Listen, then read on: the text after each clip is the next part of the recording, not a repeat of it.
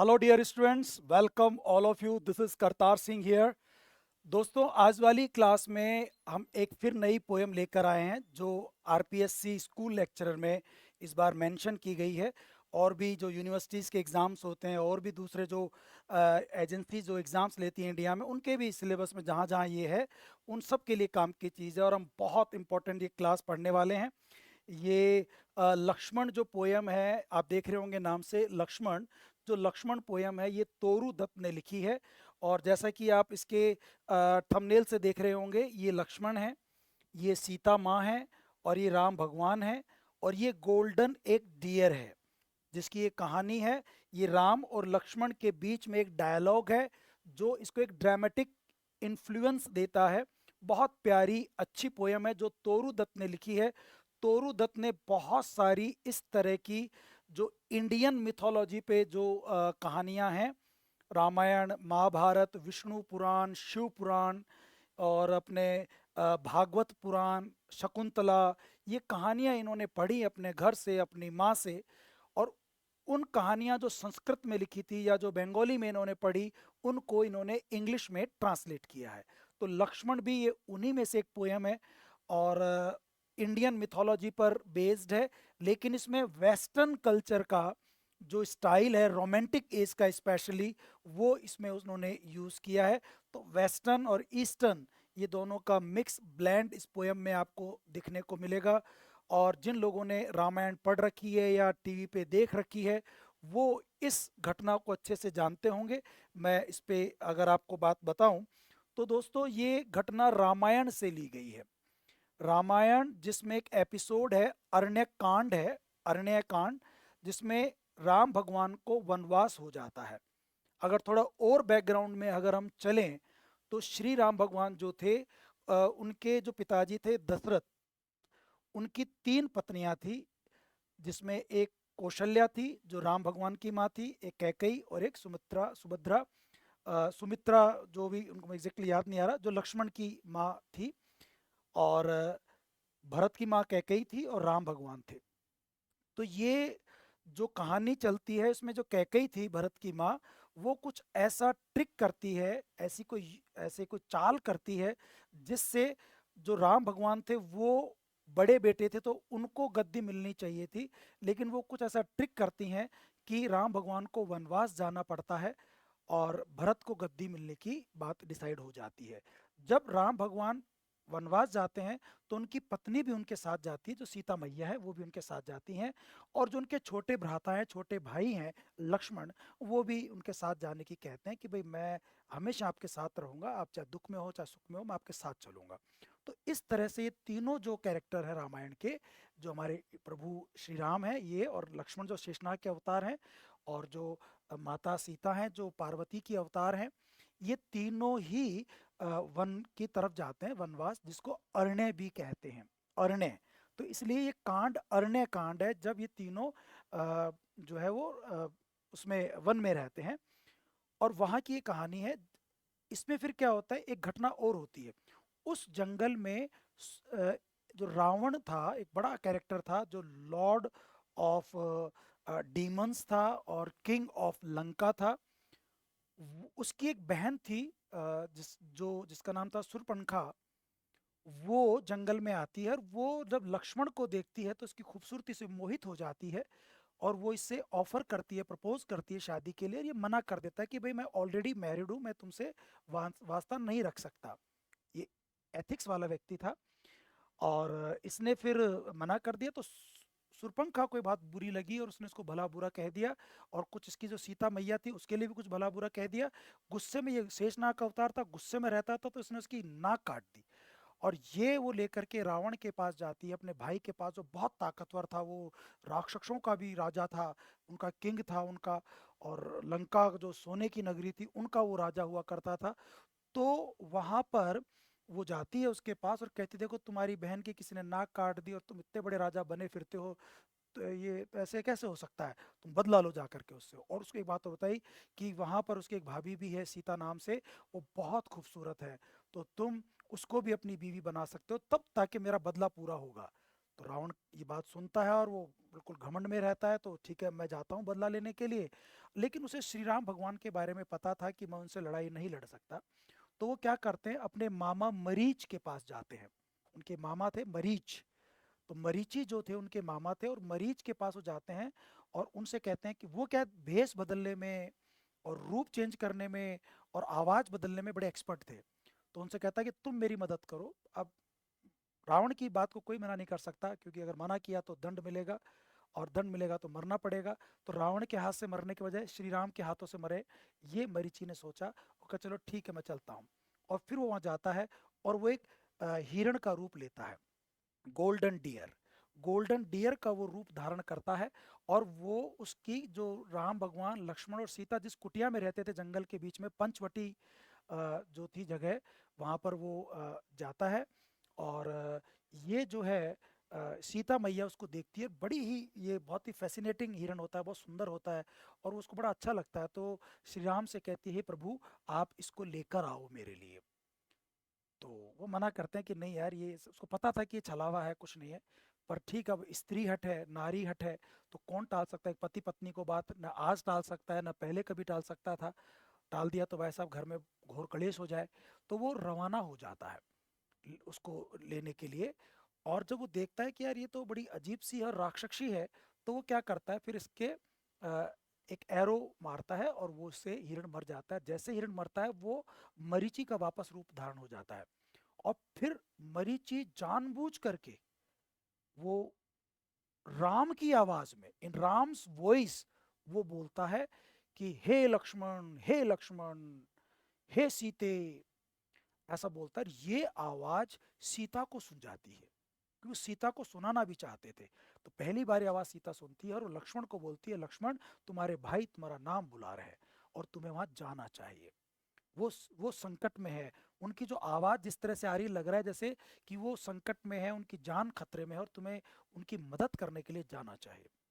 लेकिन एक बात और हम बताना भूल गया, जब राम भगवान जाते तो उससे पहले वो लक्ष्मण को जिम्मेदारी देके जाते। उन्हें पता था कि ये हिरण कुछ ना कुछ गड़बड़ है, और वो तो भगवान थे, उनको तो पता था। तो लक्ष्मण को जिम्मेदारी दी जाते हैं कि लक्ष्मण तुम्हें तुम्हारी भाभी का ध्यान रखना है, मैं नहीं आऊं जब तक तुम कहीं मत जाना, और न इनको कहीं जाने देना। तो ठीक है भ्राता, मैं करूंगा, ज्येष्ठ भ्राता जैसा आप कहते हैं। और इस तरह से वहां रुकते हैं और जिम्मेदारी। लेकिन अब सीता जो है उस आवाज में फंस गई है, वो जो आवाज जो इनको चीट करने की कोशिश कर रही है, उस डिसेप्शन में वो आ गई है। और वो अधीर हो जाती है, इम्पेशेंट हो जाती है, और वो कहती है कि लक्ष्मण तुम जाओ और अपने भाई की मदद करो। लक्ष्मण जा नहीं रहा, क्योंकि उसे पता है कि जाते कुछ गड़बड़ होगी। ये डीमन से घिरा हुआ इलाका है, क्योंकि श्री राम ने कई डीमंस, कई राक्षस दानवों को मारा है, और कोई ना कोई छल कपट करके आया है बदला लेने के लिए। ये कुछ ना कुछ ये छल है, कपट है, और ये गड़बड़ वो है। तो वो जाना नहीं चाहते, और सीता मैया उनको बहुत ज्यादा प्रोवोक करती है, बहुत भला बुरा कहती है। तुम कायर हो, तुम बुरे हो, तुम ऐसे कैसे, तुम तो गुस्से वाले थे, बहादुर थे, तुम्हारे क्या हो गया। और फिर बहुत बुरे बुरे एक्यूजेशंस, लांछन उनके ऊपर लगाती है, और कहती है कि तुम क्यों नहीं जाना चाहते, शायद तुम ही चाहते हो कि तुम्हारा भाई मर जाए, और भाई के मरने के बाद उनकी जो वाइफ है, जो उनकी पत्नी है, वो तुम्हारी हो जाए। जैसे तुम्हारे भाई ने, भरत ने हमारा राजपाट छीन लिया, ऐसे तुम्हारे भाई का किसी ने राजपाट छीन लिया, और तुम उसकी बीवी को छीनना चाहते हो। इतने बड़े बड़े आरोप लगाती है। लेकिन लक्ष्मण को इस पूरे डायलॉग में बताया गया है कि मेन अच्छा कैरेक्टर बताया गया है कि वो कितना पेशेंट है, कितना कूल रहता है, वो लॉयल है। वो उसकी जो भगवान ने उसको जिम्मेदारी दी है, ड्यूटी दी, उसको पूरा करना चाहता है। लेकिन जो सीता मैया है वो उसको इमोशनल टॉर्चर करती है, और उसे ऐसे जिद करके उसको इस तरह से उसको समझा देती है उसको कि भाई तुम्हें जाना ही पड़ेगा। जब लक्ष्मण जाते हैं तो उससे पहले वो अपने तीर से एक उसके चारों तरफ एक लक्ष्मण रेखा खींचते हैं, एक मैजिक सर्कल बनाते हैं, और ताकि उसमें कोई डीमंस, कोई राक्षस, कोई बुरी आत्मा वहां ना आ सके।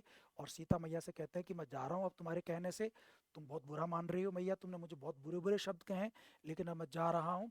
लेकिन तुम इस सर्कल से बाहर मत निकलना, ठीक है, इस लक्ष्मण रेखा को पार मत करना, वरना बहुत दिक्कत हो जाएगी। वैसे मैं जाके गलती कर रहा हूँ, क्योंकि मुझे मेरे भाई ने, भ्राता जो हमारे लॉर्ड है, लॉर्ड रामा, उन्होंने ये आदेश दिया था कि मैं कहीं ना जाऊं। लेकिन मैं मैया आपके इमोशनल टॉर्चर से परेशान होकर कब जा रहा हूँ। लेकिन अब आप ध्यान रखना कि इससे बाहर मत निकलना। जब मैं और मेरा भाई गले में हाथ मिला के जब वापस आए, तभी बस तुम इससे बाहर निकलना। लेकिन उसके बाद फिर ये कहा, इस कविता में तो नहीं बताया गया, तो बैकग्राउंड था पूरा, ये जो मैंने बातें बताई ये इसके अंदर आती है।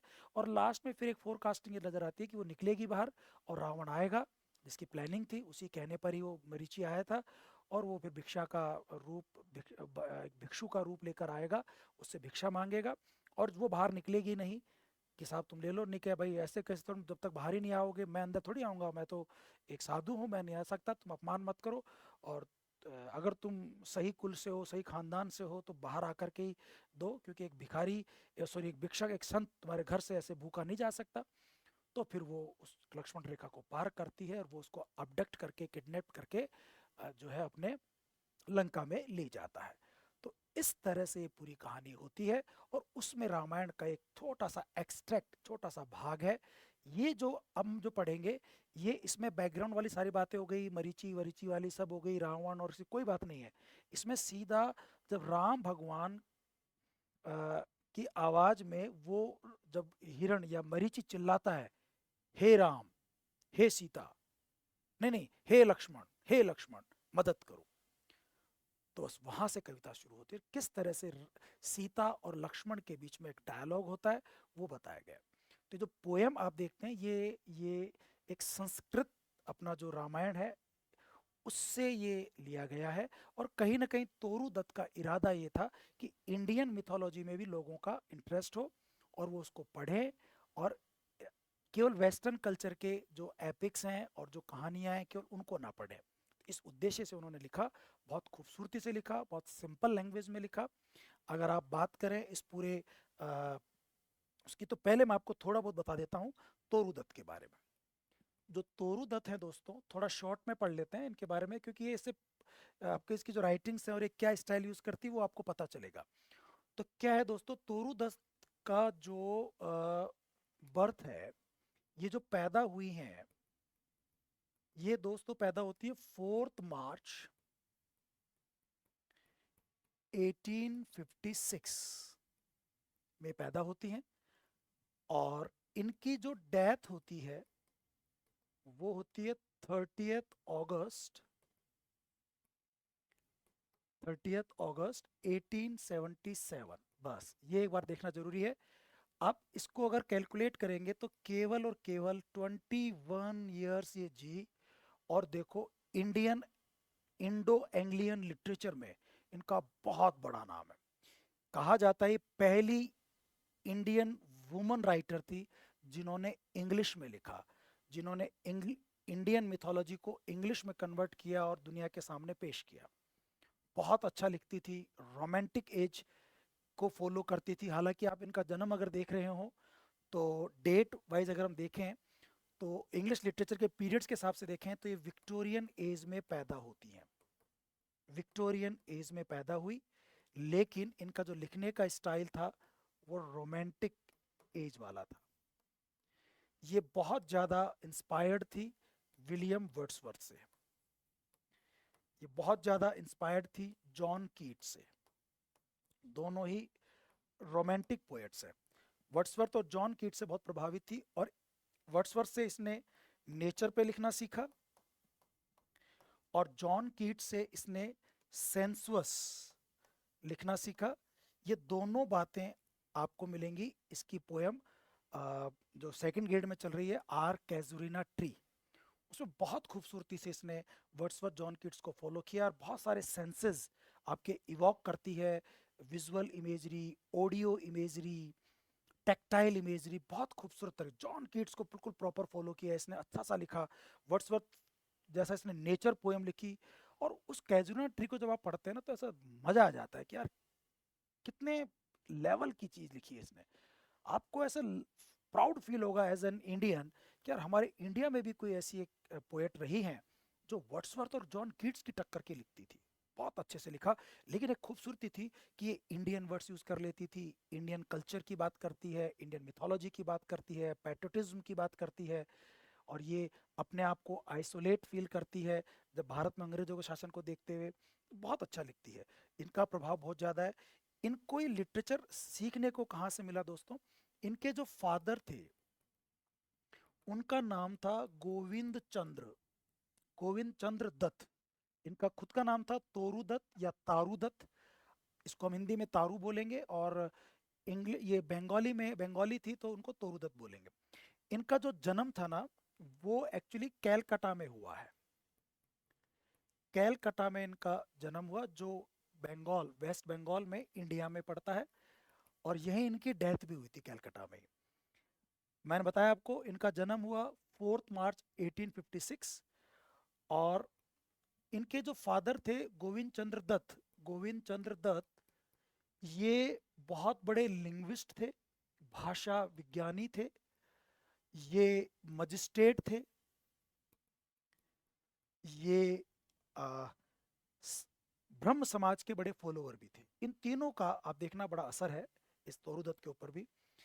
ये लिंग्विस्ट थे तो भाषा के बहुत अच्छे जानकार थे, तो भाषा की पकड़ इनको अपने फादर से काफी कुछ हद तक सीखने को मिली। मजिस्ट्रेट थे तो बहुत रिच फैमिली से बिलोंग करते थे, सुपर रिच फैमिली से बिलोंग करते थे। खूब बड़े बड़े घर थे इनके। कैलकाटा में 2 घर थे, एक घर जिसमें कैजुलिना ट्री था, जिसमें से पोयम लिखी है, जहाँ इनका बचपन बीता तोरू दत्त का। इसके अलावा कैलकाटा में इनका बड़ा घर था। मजिस्ट्रेट थे, बहुत अच्छी इंग्लिश जानते थे, बहुत अच्छी इंग्लिश जानते थे, इंग्लिश में बोलते थे, बात करते थे, लिखते थे। इन्होंने एक दत्त एल्बम करके पब्लिश भी किया, गोविंद दत्त चंद्र ने, की पूरी फैमिली ही लिटरेचर में थी, इनके भाई वगैरह भी, वो सब भी थे। तो लिंग्विस्ट थे, मजिस्ट्रेट थे, पढ़े लिखे थे। तो ये जो हिंदू धर्म में जो सुपरस्टिशंस होते हैं, अंधविश्वास, फालतू के जो डेड हैबिट्स है, उनको बहुत चिढ़ते थे। इसलिए इन्होंने ब्रह्म समाज को फॉलो किया। और इतने ज्यादा इरिटेट थे गोविंद चंद्र कि इन्होंने जब ये हमारी तोरू दत्त केवल 6 ईयर की थी, 6 ईयर ओल्ड, तब इन्होंने 6 ईयर ओल्ड जब थी वो, तब इन्होंने क्रिश्चियनिटी को अडॉप्ट कर लिया, क्रिश्चियन धर्म अपना लिया, बैप्टाइज हो गए। जब तोरू दत्त केवल 6 साल की थी, तो उससे बड़ा बाउंडर भी हुआ, समाज में कट गए, थोड़ा सा अलग हो गए, क्योंकि पूरा हिंदू परिवार था आसपास में। इनके सब लोग इनकी बातें करने लगे। बंगाल में या तो हिंदू थे या मुस्लिम थे, तो थोड़ा कट ऑफ हो गए। 1862 की बात है, जब केवल 6 साल की थी तोरू दत्त। फिर एक बड़ी घटना और होती है दोस्तों। 1865 इनके भाई थे अब्जू, ये 3 बहन भाई थे, अब्जू, आरू और तोरू। तो जो इनके बड़े भाई थे अब्जू, उनकी 1866 में उनकी डेथ हो गई, डाइड ऑफ टीबी। टीबी से डेथ हो गई जब वो केवल 14 ईयर्स के थे। इस घटना ने भी उनको बहुत झकझोर दिया था। और अच्छा, मैं एक बात और भूल गया, इनके मदर थी, उन मदर का नाम था क्षेत्रमणि। क्षेत्रमणि इनकी मदर का नाम था। ये जो क्षेत्रमणि थी, मोनी, वही मणि या मोनी है ना, वो बंगाली मोनी बोलेंगे, अपने यहाँ मणि बोलेंगे। तो क्षेत्रमणि ये इंग्लिश और बंगाली की बहुत अच्छी जानकार थी, गजब की जानकार थी।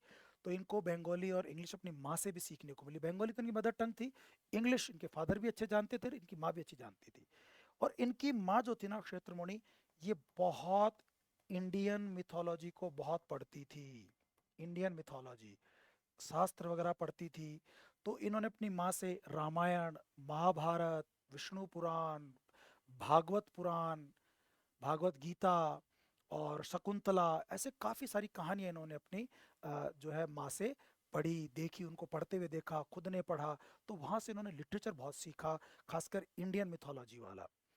तो वो प्रभाव इनके ऊपर रहा। और तभी इन्होंने लक्ष्मण लिखी, सीता कहानी लिखी, इन्होंने लक्ष्मण लिखा, इन्होंने ध्रुव लिखा, इन्होंने सुमित्रा लिखा। बहुत सारे ऐसे इन्होंने जो हमारे इंडियन मिथोलॉजी वाले जो है वो कहानियाँ इन्होंने लिखी हैं।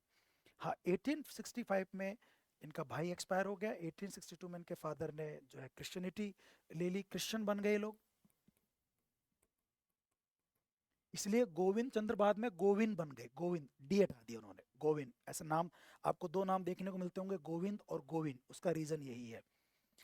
फिर देखो, हाँ सॉरी, फिर अगर हम बात करें तो 1869 में वहां से परेशान होकर इनके फादर जो है वो इनको फ्रांस ले गए। अब जो तो एक्सपायर हो गया था, तो इनकी बड़ी बहन आरू एक तो आरू और एक तोरू। इन दोनों को फ्रांस ले गए 1869 में, वहां रहे, एक साल वहां रहे, और फिर उसके बाद ये इंग्लैंड चले गए। एक साल यहाँ रहे और 3 साल यहाँ रहे, और भी घूमते रहे। यहाँ कैम्ब्रिज में पढ़ाई भी की इन्होंने, मतलब कुछ लेक्चर्स वगैरह अटेंड किए। इनकी दोनों बहनों ने नाम कमाया वहाँ पे, और वहाँ पर इनके एक फ्रेंड भी बनी, मैरी मार्टिन। मैरी मार्टिन, ये इसलिए बता रहा हूँ क्योंकि इनके जीवन में इनका भी बड़ा असर है। बाद में जब ये इंग्लैंड 4 साल रहे, है ना, वहाँ पर 4 साल रहे, 1873 में ये वापस इंडिया आ गए। इन 4 साल के अंदर फ्रांस रहे थे, फ्रेंच लैंग्वेज सीख गई, फ्रेंच लैंग्वेज सीख गई। ये दोनों बहनें वहाँ रह रही थी। कैम्ब्रिज में इन्होंने एक अच्छा लेक्चर भी ज्वाइन किया। पॉलीग्लॉट थी, बहुत भाषाओं को जानती थी, जल्दी सीखती थी, बहुत इंटेलिजेंट थी, जीनियस थी। तो वहाँ क्या होता है, इनके बहन और इन्होंने वहाँ जब पोएट्स पढ़े, फ्रेंच पोएट्स, 75 पोएट्स की कविताओं को इन्होंने फ्रेंच से इंग्लिश में ट्रांसलेट किया। अधिकतर पोएम इन्होंने इंग्लैंड में रहते हुए ट्रांसलेट की, कुछ इंडिया आकर के ट्रांसलेट की। 75 पोएट्स की 165 पोएम्स इन्होंने ट्रांसलेट की, जिनमें से 157 ट्रांसलेट की हमारी तोरू दत्त ने, और 8 पोएम्स इनकी बहन आरू दत्त ने ट्रांसलेट की थी। तो एक बड़ा काम इन्होंने किया। फिर बाद में उसी का नाम, जो पहला पोएम का जो एल्बम था वो यही था, ए ए sheath gleaned in French fields. 1867 में उन्होंने इसको पब्लिश करवाया था। तो वो इन्होंने उस दौरान लिखा। इनकी जो सहेली थी मैरी मार्टिन, इनसे इनके भारत आने के बाद भी रिलेशन रहे। इन दोनों ने आपस में लेटर भी लिखे, और ये लेटर भी लिटरेचर के रूप में पढ़े जाते हैं। तोरू दत्त और मैरी मार्टिन के बीच में जो लेटर कॉरेस्पॉन्डेंस हुए, उनको पढ़ा जाता है लिटरेचर के रूप में। और फिर यहाँ पर आने के बाद इन्होंने क्या किया, जो इनकी सिस्टर थी, 1874 में इनकी सिस्टर की डेथ हो जाती है, आरू, वो भी एक्सपायर हो जाती है, वो भी टीबी से। इनके घर में टीबी आ गया था, टीबी से परेशान होके गए थे वहाँ पे, पर जब वापस आए तो फिर वापस टीबी के उसमें आ गए। टीबी ऐसी बीमारी हुआ करती थी, ट्यूबरक्लोसिस या कंजम्पशन, जिसका कोई इलाज उस समय नहीं होता था, और एक किसी घर में फैल गई तो एक सदस्य साथ में जो उनकी देखभाल करते थे, साथ में रहते थे, उनकी भी डेथ हो जाया करती थी। जो, क्योंकि ये बहुत ही एक ऐसा ना, आप कह सकते हैं कि एक बीमारी फैलने वाली बीमारी थी, जैसे कोरोना टाइप की बीमारी हुआ करती थी। अब तो इसका इलाज हो गया, तो उनकी डेथ हो गई। अच्छा, इसी दौरान इन्होंने कुछ जो पोएम्स अपनी लिखी थी, वो जो ट्रांसलेट किया था, तो उसके ऊपर इन्होंने एक वो बुक पब्लिश करवा दी हमारी तोरू दत्त ने। अपने लाइफ टाइम में इसकी एक ही वर्क ये पब्लिश हुआ था प्रॉपर तरीके से, पोएम का जो कलेक्शन था, और वो था ए शीफ। शीफ यानी बंडल होता है, चारे का बंडल, जो अपने गेहूं का, इनका जो पुलियां होती हैं, उनको बंडल को शीफ कहते हैं।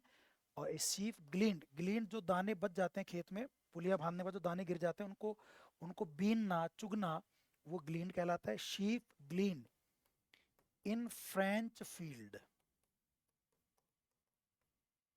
अब देखो इसमें आप ई ई, इसमें तो ये नहीं है, ई का साउंड है, ए शीफ, ई का साउंड दिख रहा है आपको, ग्लीन्ड ई, फील्ड ई, तो एसोनेंस यूज किया है इस नाम के अंदर ही, a sheaf gleaned in French field. ये 1876 में ये वॉल्यूम इनका पब्लिश हुआ है। पहला इनका वॉल्यूम था, पोएट्री कलेक्शन था, जिसमें इन्होंने फ्रेंच लैंग्वेज से, इन्होंने इंग्लिश में ट्रांसलेट किया था। इसमें फ्रेंच से इंग्लिश में इन्होंने लैंग्वेज ट्रांसलेट की थी दोस्तों, और 165 पोएम्स इन्होंने ट्रांसलेट की, जिनमें से 157 तो तोरू की थी, और 8 पोएम जो इनकी बहन आरू की थी। ये बड़ा कलेक्शन था 165 पोएम्स का। और इसके बारे में जो एडमंड गूस थे, उन्होंने ये कहा कि ये पोएम इनकी स्ट्रेंथ और वीकनेस को दिखाते। छोटी बच्चियां ही तो थी, 15 16 17 18 साल की रही होंगी, तब इन्होंने इतनी सारी पोएम का कलेक्शन लिख दिया।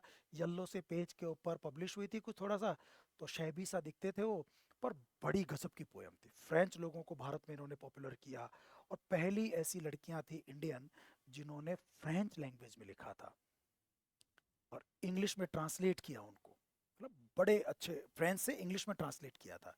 ये कलेक्शन इनका आया।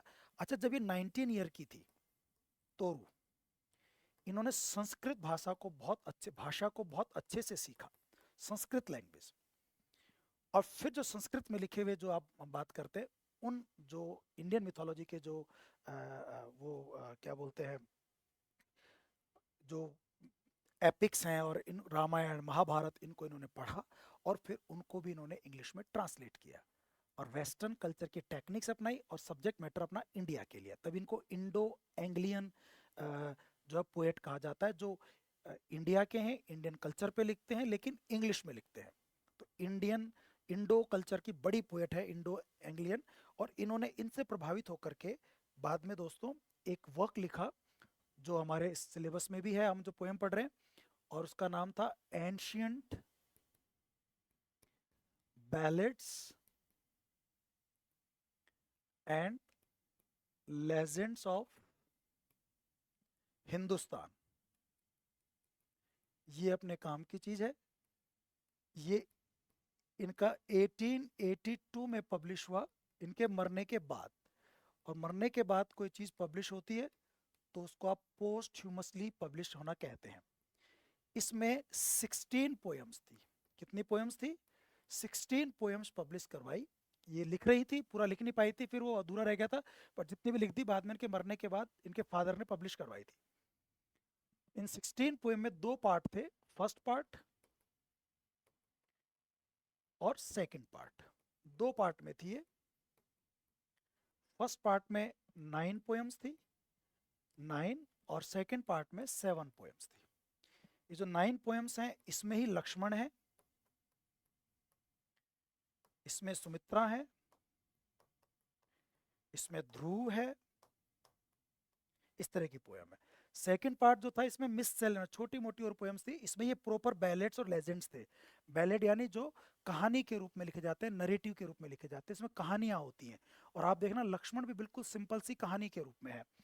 और यहाँ पर सेकंड पार्ट में कुछ और जो उसकी बाकी जो पोएम पहले लिख चुकी थी, मिस सेलेनवर्स वेरियस पोएम्स, वो ली 7 पोएम्स में।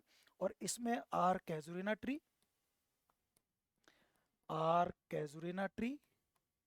और इसी में द लोटस जो एक सोनेट है इनका फेमस, वो इसमें था। इस तरह की पोएम इसमें लिखी इसने, है ना। और ये अपनी जो पोएम लक्ष्मण है, आपके पास एक क्वेश्चन बन गया कि ये जो इनका पोएट्री वॉल्यूम था दूसरा, पहला तो कौन सा था? A sheep ग्लीन्ड in French fields, जो 1876 में आया था, वो तो इन्होंने जिंदा रहते ही लिखवा दिया था, पब्लिश करवा दिया था। ये वाला इनके मरने के बाद आया, ancient ballads and legends of Hindustan. इसमें 16 पोएम्स थी, जिसमें जो पहला पार्ट था, फर्स्ट पार्ट जो 9 पोएम थी, उनमें लक्ष्मण आई थी। तो कब पब्लिश हुई है? 1882 में। कौन से वॉल्यूम में हुई? Ancient ballets and legends of Hindustan में ये पब्लिश हुई थी। ठीक है, तो ये बातें आप ध्यान रखना। आर कैजुना ट्री पढ़ेंगे तो वो भी इसी में पब्लिश हुई थी, लेकिन वो मिससेलेनस जो पार्ट था उसमें हुई थी। ये जो पोएम आप देखेंगे, चलो इस पोएम के बारे में बाद में बात करेंगे, पहले मैं थोड़ा और बता दूं आपको। इस तरह से इन्होंने अपनी पोएम्स पब्लिश की। इसके अलावा तोरूद अपने 2 वॉल्यूम भी पब्लिश किए, नॉवेल्स भी पब्लिश किए। एक इनका अनफिनिश्ड था, बियानका करके, वो इन्होंने पब्लिश किया। और एक इनका फ्रेंच में था, जो पूरा होता ले जर्नल कुछ करके, ऐसा एक इनका एक वो था, वो इन्होंने फ्रेंच में एक नोवेल भी पब्लिश किया। कुछ इन्होंने क्रिटिकल एसेज भी लिखे। तो ये इनका लिटरेरी वो रहा। और इनके बारे में लोगों के बहुत अच्छे ख्याल हैं। टी एस एलियट ने इनकी प्रशंसा की, वर्ड्सवर्थ भी कहता है इनके, मतलब वर्ड्सवर्थ तो खैर नहीं, वो तो एक्सपायर हो गया था 1850 में ही। वर्ड्सवर्थ को कॉपी करती है, वर्ड्सवर्थ को कॉपी करती हैं। और इनके बारे में बहुत अच्छा अच्छा लिखा है। डॉक्टर अयंगर ने इनके बारे में बहुत कुछ लिखा है। तो जब मैं आपको इसके क्रिटिकल जो पढ़ाऊंगा और पोएट के बारे में थोड़ा बताऊंगा, जो अपनी जो इसकी अलग क्लास होती है, उसमें वो सब बातें हम लोग और अच्छे से कर लेंगे। तो ये अपना इस पोएम में रहता है। और इनकी 30 अगस्त 1877 में इनकी डेथ हो जाती है। टीबी से इनकी डेथ हो जाती है। परिवार में पूरे में टीबी था। और बड़ी अजीब घटना है, दुख की घटना है कि इतनी बड़ी टैलेंटेड जीनियस अगर ये और 10-20 साल जी जाती तो सोचो क्या करती। और इसको कई वजहों से जो है वो जॉन कीट से कंपेयर करता है, खासकर जैसे अर्ली डेथ हुई टीबी की वजह से। और सबसे इंपॉर्टेंट जो बात इनके बीच में कॉमन चीज़ है वो ये है कि दोनों ही पोएट सेंसुअस पोएट माने जाते हैं, जो आपके सेंसेस को इवॉक करते हैं। आपको चीज़ें इमेज बना देंगे, चाहे वो ऑडियो हो, चाहे विजुअल हो, चाहे टेक्टाइल हो। इस तरह की इमेजरी आपके दिमाग बनाएंगे। बहुत अच्छा लिखती है, ल्यूसिड लिखती है, सिंपल लिखती है, इंडियन कल्चर पे लिखती है, इंडियन मिथोलॉजी पे लिखती है। और बहुत गहरी नॉलेज थी इनको। हमारे इंडियन, क्योंकि इनके पेरेंट्स से आई शौत्रमणि, और इनके जो पिताजी थे उनसे इनको काफ़ी कुछ सीखने को मिला।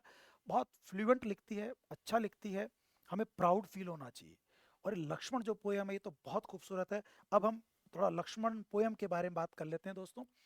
जो ये लक्ष्मण पोयम आप देख रहे हैं, ये ना इसके अंदर आप देखेंगे 176 लाइन्स है टोटल। तो बड़ी पोयम है, थोड़ी सी बड़ी है लेकिन इजी है, बहुत इजी है। 176 लाइन्स हैं जिसमें 22 स्टेंजाज हैं, ईच ऑफ 8 लाइन्स। और 8 लाइन को आप कहते हैं ऑक्टेव्स, ऑक्टेव। तो 8 इसमें 22 स्टेंजा है, मतलब 22 ऑक्टेव्स है। हर स्टेंजा में 8 लाइन है, बिल्कुल बराबर बांटा है। रिदमिकल लिखा है, लिरिकल लिखा है। और टोटल आप 22 को 8 से मल्टीप्लाई करेंगे तो 176 लाइन्स आ जाती हैं। ये 22 ऑक्टेव्स ऐसा कह सकते हैं, 8-8 लाइन के 22 स्टेंजाज या 22 ऑक्टेव्स है। ये जो 8 लाइन्स हैं इनको भी 2 क्वार्टरन में बांटा है। इसमें 2 क्वार्टरन्स हैं।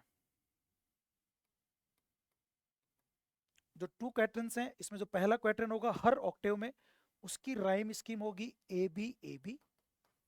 और जो दूसरा ऑक्टेव होगा उसकी राइम होगी c d c d, a b a b, c d c D.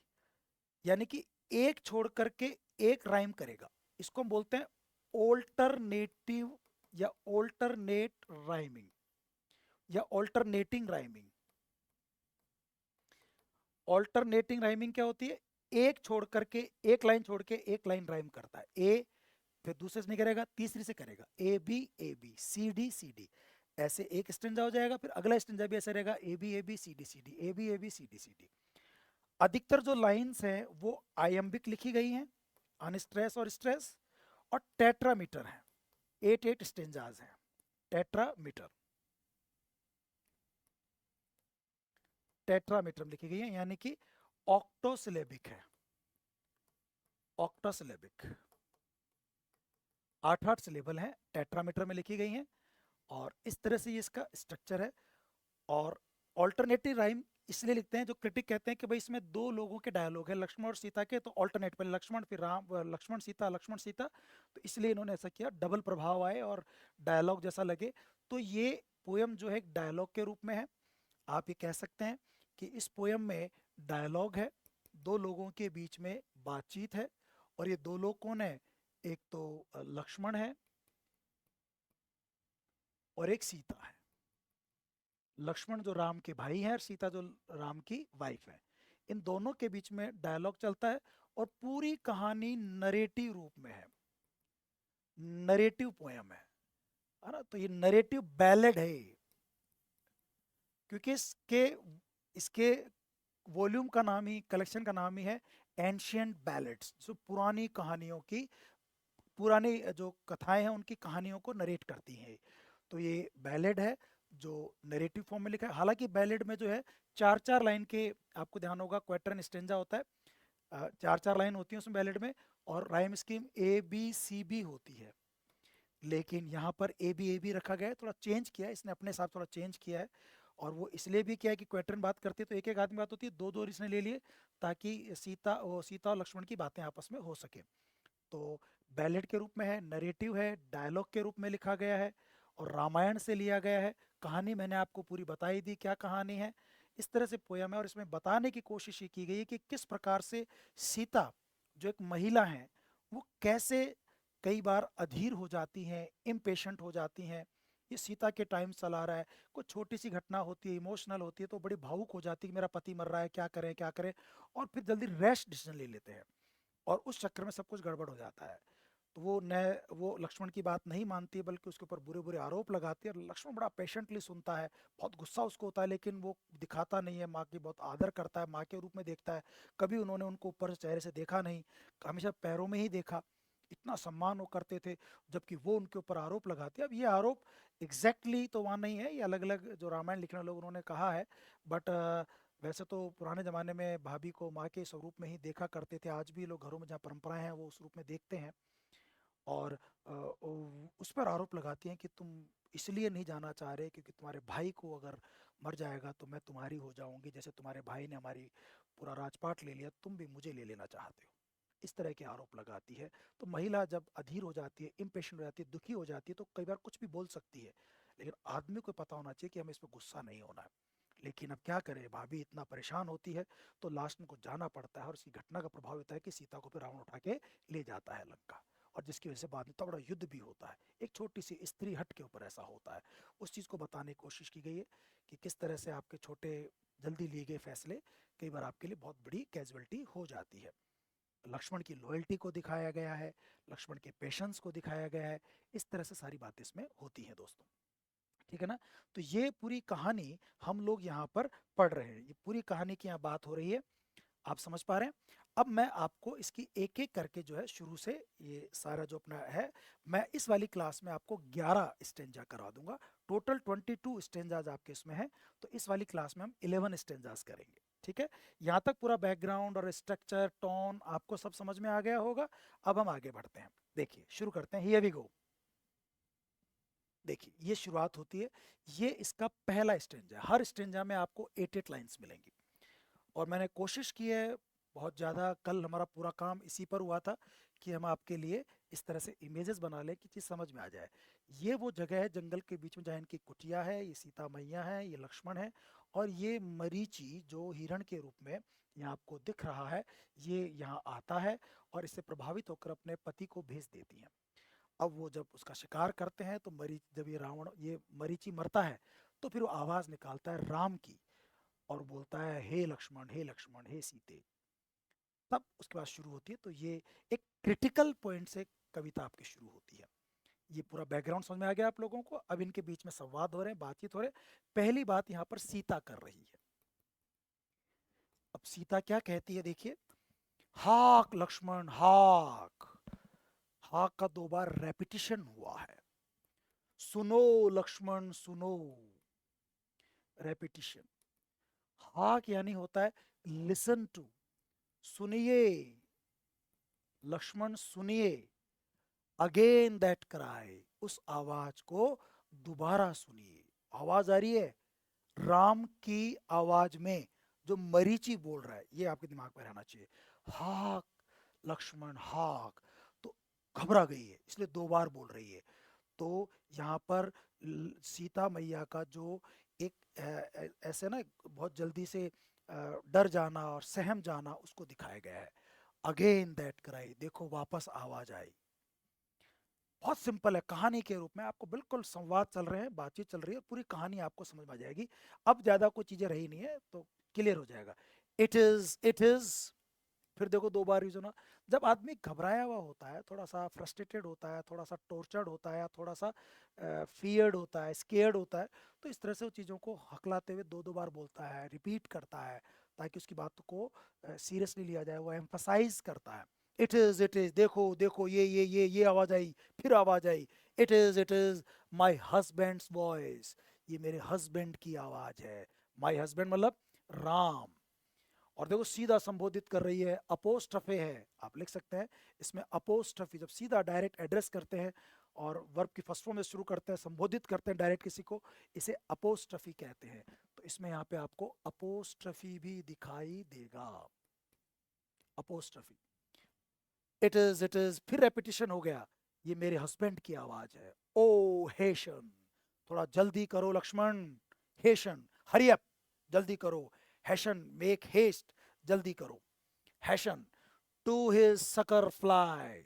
Sucker होता है हेल्प, सकर होता है एड, हेल्प। उसकी हेल्प करने के लिए जाओ, उनकी हेल्प करने जाओ। फ्लाई, जल्दी से जाओ, उड़ के जाओ, भाग के जाओ।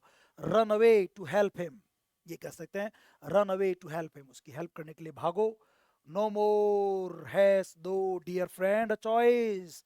देखो उसको डियर फ्रेंड संबोधित कर रही है, एड्रेस कर रही है, वापस एपोस्ट्रफे हो गया।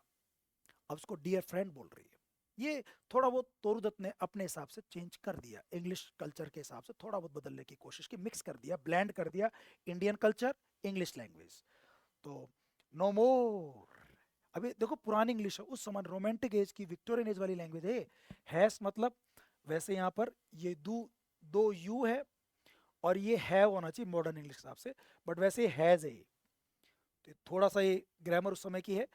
तो ये एक्चुअली हैव यू है कि तुम्हारे पास अब कोई चॉइस नहीं है, you have no more choice. अब तुम्हारे पास कोई विकल्प नहीं है रुकने का, ठहरने का, तुम्हें जाना ही पड़ेगा। इन्वर्जन कर दिया इसने सेंटेंस को, इसमें होना चाहिए था you have no more choice. तो इस तरह से जो क्रम बदल देते हैं ना, ये वही आयम्बिक रखने के चक्कर में, टेट्रामीटर बनाने के चक्कर में जो मीटर सेट करते हैं, वो चीज़ है। और देखो ये राइम स्कीम देख लेना एक बार आप लोग, ए बी सी डी है क्या, क्राई ए, अलग कलर से कर देता हूँ, ए, वॉइस अलग हो गया बी, फ्लाई क्राई सेम हो गया ए, और choice voice b, a b हो गया। फिर देखो नया फोज ओज सी, राउंड डी, फिर थ्रोज ओज, फिर सी, और राउंड और बाउंड फिर डी। और आप देखना आयम्बिक टेट्रामीटर कैसे है, सारी लाइन देख लेना आप। वाई एक हो गया, स्टैंडेस्ट दो हो गए, दो, four, five, magic six, magic दो हो गए, सिक्स, सेवन, और बाउंड एट। इसे बोलते हैं टेट्रा। और पहले अनस्ट्रेस है फिर स्ट्रेस, जनरली ऐसा, मोस्टली इसने यूज किया है। तो ये हो गया आयम्बिक टेट्रामीटर, आयम्बिक टेट्रामीटर है। और राइम स्कीम होगी इसकी a b c d. I hope ये बात क्लियर हो रही है। मीनिंग देखते हैं, मीनिंग तो सिंपल है। अब इसमें देखो बहुत सारे रिटोरिकल क्वेश्चन मिलेंगे, जहां जहां क्वेश्चन मार्क है रिटोरिकल क्वेश्चन हैं। कई शब्दों में मेटाफर मिलेगा जिनका लिटरल मीनिंग अलग है, रियल मीनिंग अलग है, वो आप देख लेना। सिमिली जहां आएगा हम बात कर लेंगे, पर मेटाफर, रिटोरिकल क्वेश्चन, ये बहुत है इसमें। उनको कई बार मैं ना भी बताऊं तो आप उसमें, तो ना जो नोट्स हैं उसमें प्रॉपर मैंने सब लिख के दे दिया है, जो आपको अपने ऐप पे मिल जाएंगे। देखिए, ही कॉल्स ऑन दी, वो तुम्हारा नाम बुला रहे हैं, लक्ष्मण लक्ष्मण बोल रहे हैं। ही कौन, राम, दी कौन, लक्ष्मण, दी तुम्हारा लक्ष्मण है, ये राम है। ही, वो तुम्हारा नाम बुला रहे हैं, सीता बता रही है। परहैप्स हिज फोर्स एनवायन हिम, ये लाइन यहाँ से यहाँ टूट रही है, यहाँ खत्म नहीं हो रही, आगे जाना पड़ रहा है। और इस चीज को आप बोलते हैं एंजेममेंट। क्या बोलते हैं इसको आप, एंजेममेंट कहते हैं। जब कोई लाइन आगे, उसका अर्थ होता है उस लाइन पूरा कंप्लीट नहीं होता, आगे आपको जाना पड़ता है, इसको एंजेममेंट कहते हैं। He calls on thee perhaps his foes एनवायन हिम, शायद उसके दुश्मनों ने, फोज यानी होता है एनिमीज, उसके दुश्मनों ने उसे घेर लिया है। ऑन ऑल साइड्स राउंड, चारों तरफ से अकेले पड़ गए हैं वो, और शायद दुश्मनों ने, राक्षसों ने उनको घेर लिया है। दैट वेल, और देखो वो चीख रहे हैं।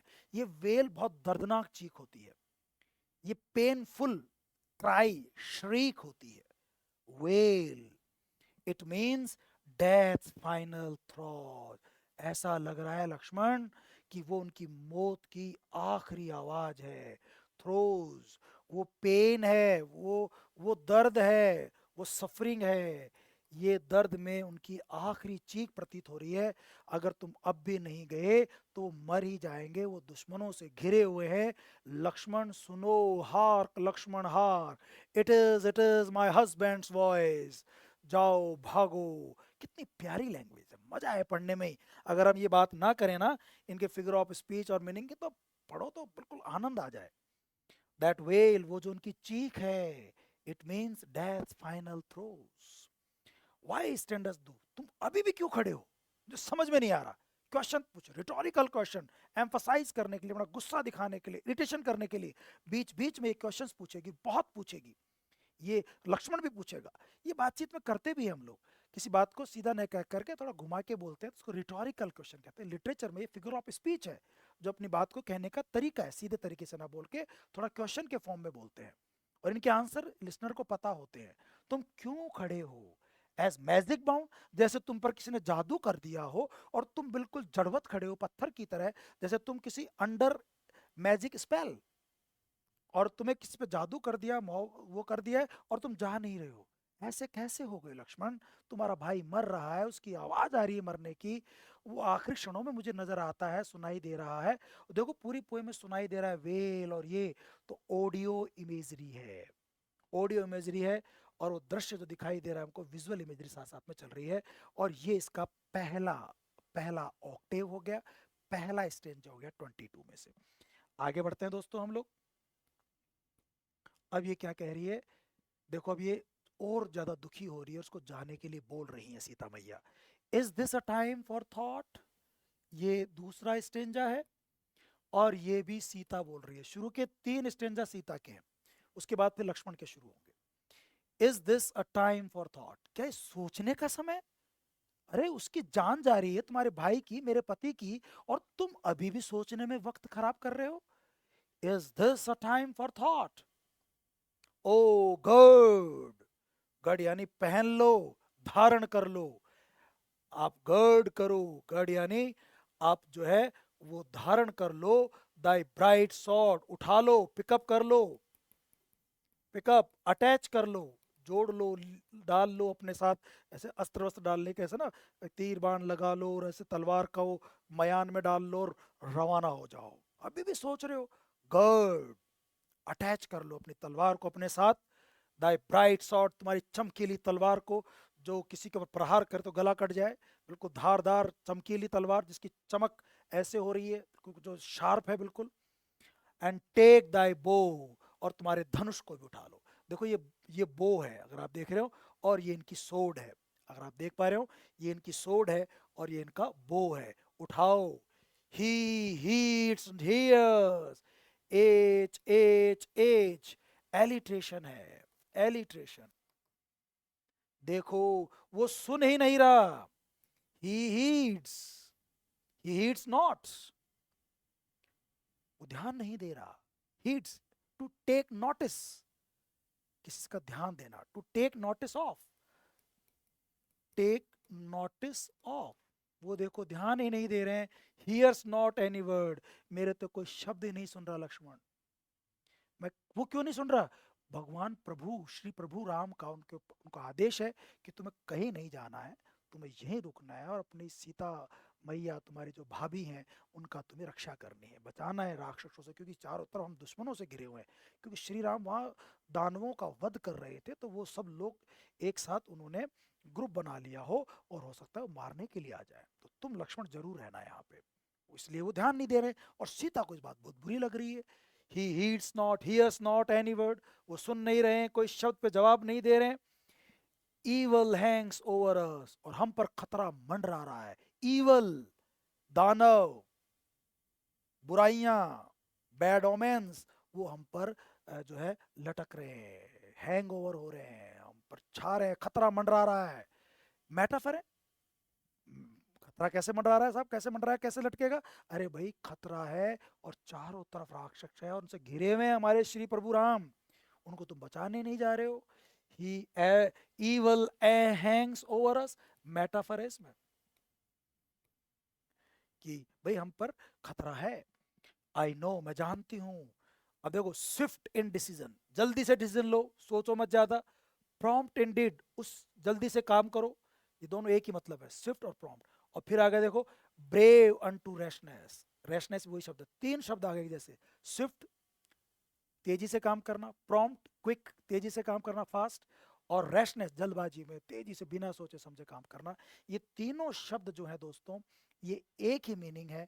और ऐसे सेम वर्ड सेम मीनिंग अगर आप साथ में बार बार रिपीट करते हैं, रेपिटिशन करते हैं इस तरह से, तो इनको टॉटोलॉजी कहते हैं। टॉटोलॉजी, क्या कहते हैं? Tautology. Same kinds of words जिनकी जरूरत नहीं है, आप ऐसे फालतू में यूज करते हो ज्यादा, इसको टॉटोलॉजी कहते हैं, टॉटोलॉजी। तो स्विफ्ट तेजी से, प्रॉम्प्ट तेजी से, और रैशनेस तेजी से। जल्दी से डिसीजन लो, जल्दी से काम करो, जल्दी से बहादुर बनो। कैन दिस बी, क्या तुम ऐसा कर सकते हो? फिर देखो आप इस तरह क्वेश्चन पूछ रही है, मतलब आपको जल्दी से काम करना चाहिए, अब भागो वरना तो तुम्हारे भाई मर जाएंगे। The man to whom all looked at need, वो आदमी जो जरूरत में तुम्हें बुला रहा है, तुम्हारी तरफ देख रहा है, लक्ष्मण लक्ष्मण बोल रहा है। Is it my brother that I see, क्या तुम ही मेरे वो भाई हो जिसको मैं जानती हूँ, समझती हूँ, जो शेषनाग का अवतार है, जिसको बहुत जल्दी गुस्सा आता है, जो बहुत बहादुर है? क्या तुम वही हो क्या? Is it my brother that I see, क्या तुम मेरे वही भ्राता हो छोटे, जिसको मैं जानती हूँ, जिसको मैं समझती हूँ? आई सी यानी अंडरस्टैंड, क्या तुम वही हो? भागो, क्या कर रहे हो तुम, क्यों सोच रहे हो इतना। आ रही बात समझ में आपको? इस तरह से उसको जाने के लिए कह रही हैं, बहुत एग्रेसिव हो रही हैं और उनको एक तरह से बार बार प्रेशराइज कर रही हैं। तीसरे में आगे फिर वो बोलती हैं, देखिए, ah no, no, I must run alone, तुम तो जा नहीं रहे हो, अब मैं भागती हूँ अकेले, अब तुम तो रुको, अब मैं जाती हूँ, मैं बचाऊंगी। वो खुद भी दुर्गा का रूप है, वो चाहे तो कर सकती है कुछ काम।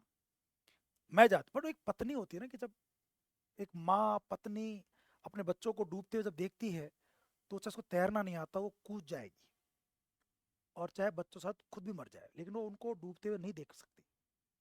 ऐसे ही पति मर रहा है तो उसको मरते हुए नहीं देखेगी, वो अपनी किडनी दे देगी, वो अपनी आंखें दे देगी, उसके लिए जान दे देगी और उसकी सेवा करेगी, उसकी रक्षा करेगी। तो ये जो भारतीय महिलाएं हैं, ये किस तरह से अपने बंधनों में, पारिवारिक बंधनों में कितनी जो है सेल्फलेस होती हैं और कितनी सेक्रीफाइस करती हैं, कितना सोचती हैं, कितनी इमोशनल होती हैं। वो इमोशनल टर्मोइल, वो इमोशनल टॉर्चर यहाँ दिखाया गया, जो खुद भी हो रही हैं और अपने